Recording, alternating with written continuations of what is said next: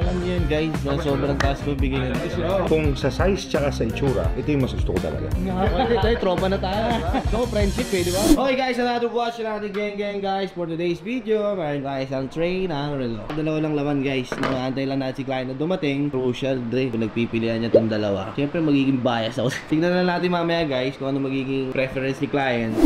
Muna ice to man guys. Wala nang sinari nito. Kanye, dumating ka. Good morning, Jan. Good morning. Muna ice, follow nyo sa Instagram yun. Tana, gaganda ng mga collection nila. Sir, kamusta po? Sir, Tagalog ka naman ano? Tagalog.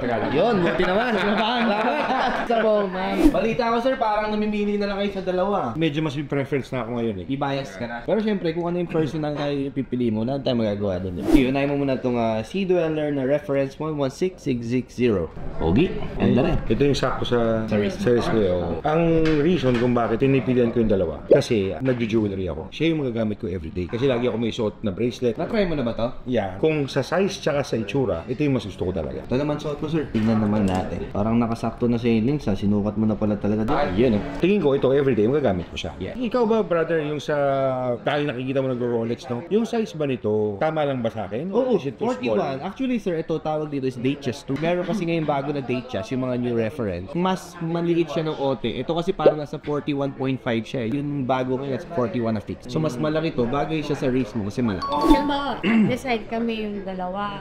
Magkano yung pinakasagat? Kapag dalawa, ito kasi, honestly, yung mga ganitong model, maninipis lang ang margin kasi namin sa mga ganito. Let's say ito, 649. Maximum I can do dito, 630.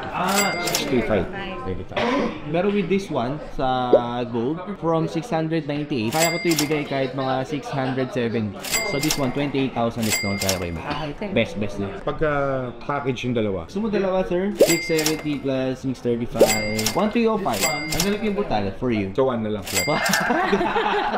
Ano, from 1305 sa dalawa, 13 na flat na lang. Plus, nabigyan ko na sila ng discount kanina 28,000 for the Datejust 41 plus 14,000 discount here. 485. Okay. Sige, 820. Hindi, 800 lang. Wag.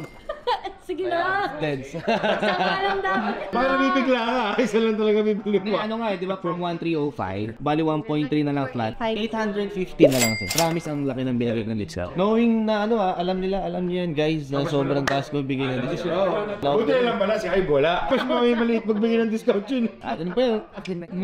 Tayo, tropa na tayo. So, friendship eh, di ba? Mura na yan, madam. 815 para sa balaw. 810. Paring Hype, nag-iisip. Sige, okay na ako na. 810. 810. Nagsigan mo ha?